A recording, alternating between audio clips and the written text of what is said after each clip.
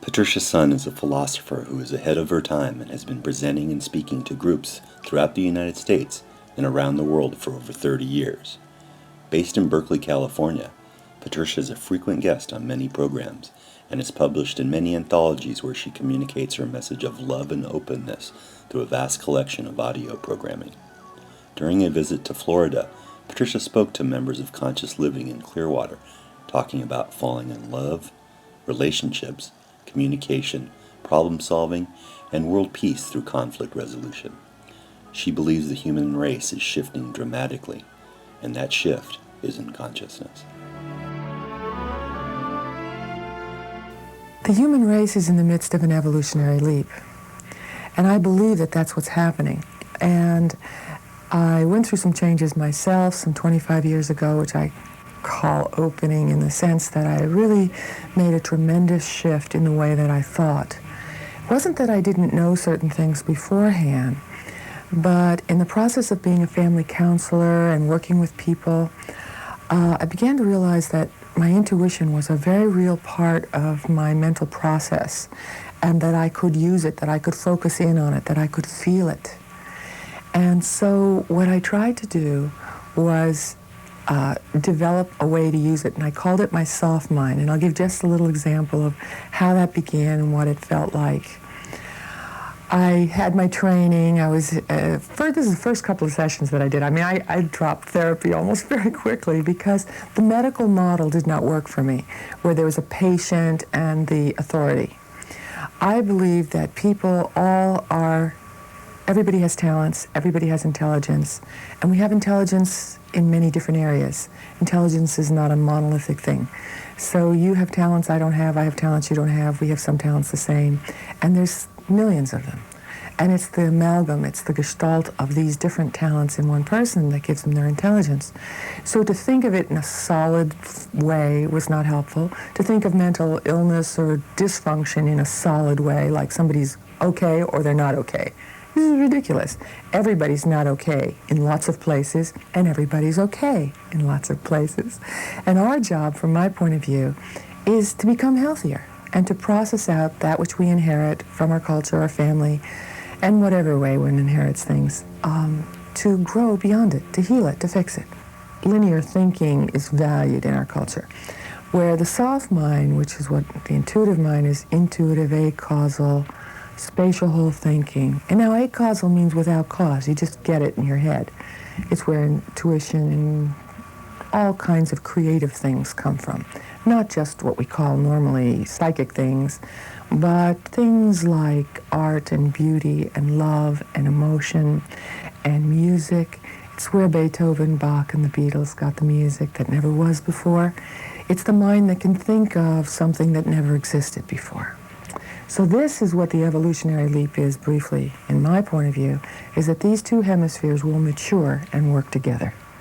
But the key characteristic of this new style of thinking, which is what I call this evolutionary leap, is that the judgmental linear mind is not so dominating. It's not that it's not valuable, wonderful, and good. I am obviously very verbal. I think people will find I'm obviously very logical. I love logic and groundedness and practicality very much. On the other hand, there is also a component of creativity and problem solving and communication and healing, in essence, connection, that is much more powerful when it uses the intuitive mind. I have discovered, I believe, that basically the human race is immature. Now, I don't say this to be scoldy or in a condescending way at all. I mean it in biological terms. We are very young. We haven't been here very long. As species go, we're really new. And I remember years ago when I heard that, when I was a little girl, that human beings only use 1/10 of their brains. I think it's up to about 13% now. Maybe some people even say 16. But I remember when I heard that and I thought, oh no, nature does not do this. This cannot be. How can we use only 1/10 of our brains? And then as I was thinking about it, I realized, oh, we're just not finished yet. I have a whole theory about men and women that I've taught for about 20 years about how they think differently. And it's very hard to say it in a short amount of time. But basically, it boils down to that women are dominantly left-brained, which is logical, linear, and verbal. That's why women love to talk. And I believe that it's necessary that women have this, evolutionarily speaking. They have a yin body, they have a yang style of thinking. And it doesn't mean only, and I'm not talking about it in concrete terms, it's just that, or solid terms, it's that it's a dominance, a preference, especially under stress. So one of the things that happens between men and women is that women verbalize and also try to manipulate things for what they believe is a safe outcome. I mean, from their point of view, it seems they try to be right. They research things, they go to workshops, they read books, they try to find out, how to fix it. And they're very linear in that regard. And of course, if women hadn't been dominantly linear-minded, probably the human race wouldn't have survived, because women have the consequence of their body 9 months later. Being vulnerable, lactating, little baby, you need protection, you need security, winter's coming, you think ahead. Men were great hunters, that's like pseudo-football and team sports. It was psychological and psychic connection. It was handing off, it's a psychic high for men to play team sports, to watch team sports, to see. They're not as verbally dominant. They can speak, obviously, and they have left brains, but they're also dominantly right-brained. So they are more emotional, I believe, than women. I think women are thought to be more emotional because they're more verbal about explaining their emotions. I think actually men are more emotional, and they go into overload. I went to Berkeley during the 60s. I got tear gassed 6 times going to class. And I was in a some women's study course, which was ridiculous. It was a constant harangue against men, and I had 3 sons and a husband I loved, and I just said, "Excuse me, this is not the cause of the problem. There's more to this than just hating men, and if you just end up hating everybody, all the men, then what do we do?"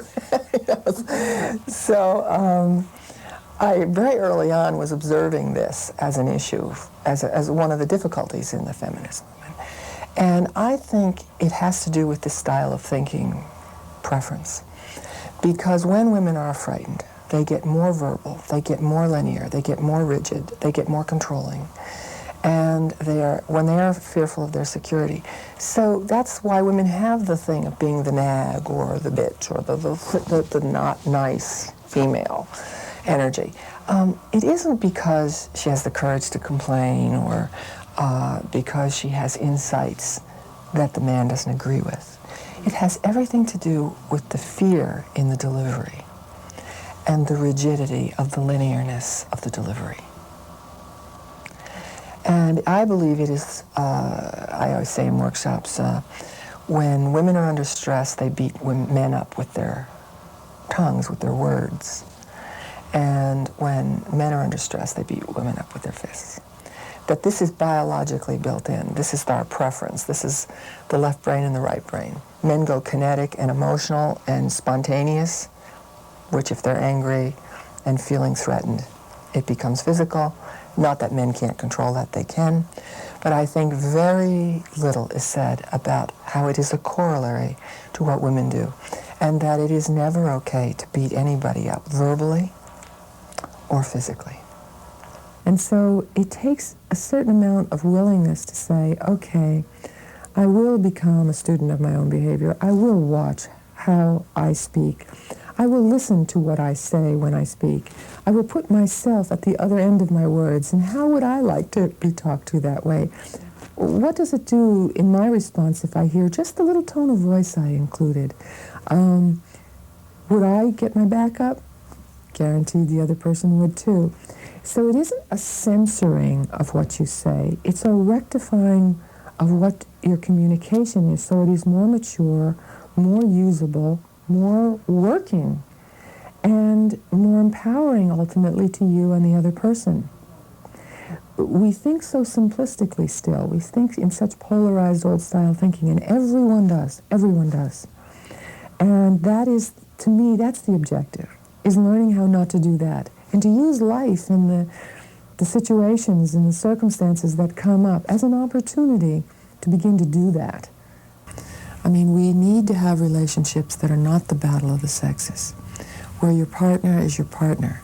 And what people tend to do are all kinds of sort of pseudo things. We want the appearance of a relationship. We know what the feeling would feel like, so we pretend fall in love. We fall in love with somebody who's got a certain amount of something that attracts us, and then we fill in the blanks with our fondest dream.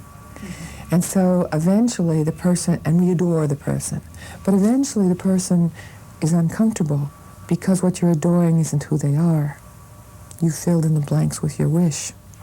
And eventually you discover who they are, and they discover you don't know who they are. And that ends a relationship. That begins to make it break. And so it's wonderful to adore someone, but you have to see who they are. It's wonderful to be in love. I'm very romantic, actually. It's wonderful to be in love, but it has to be for real. You have to know them first. And we keep putting the cart before the horse. We keep wanting it to be a certain way so much that we, as I say, fill in the blanks. And then, of course, what happens is when it breaks up, reminds me years ago, in fact, I think I was in Florida, at a workshop, and there was a woman who had been divorced for 7 years, and she was sitting sort of near the front, and she looked very sad, and she raised her hand and she said, "Well, I'm still in love with my ex-husband." And I said, "Well, how long? How long have you been divorced?" And she said, 7 years. And I said, 7 years? I said, "Do you still see him?" And she said, "No." I said, "Wait a minute. You're not in love with your husband. You're in love with your fantasy of your husband. You filled in all the blanks. So now you had the perfect thing because you filled it in the way you wanted it. And so now you have perfect loss." So often when people are in great despair over a loss of a relationship, it really is because they lost their fantasy, not because they lost the person. And there's a wonderful goodness in God and in reality and the unfolding of the universe. And basically it is human beings that cause the problem. We're the ones who make things not work through our immaturity, through our lack of knowing, and through our bad mistakes, our bad choices.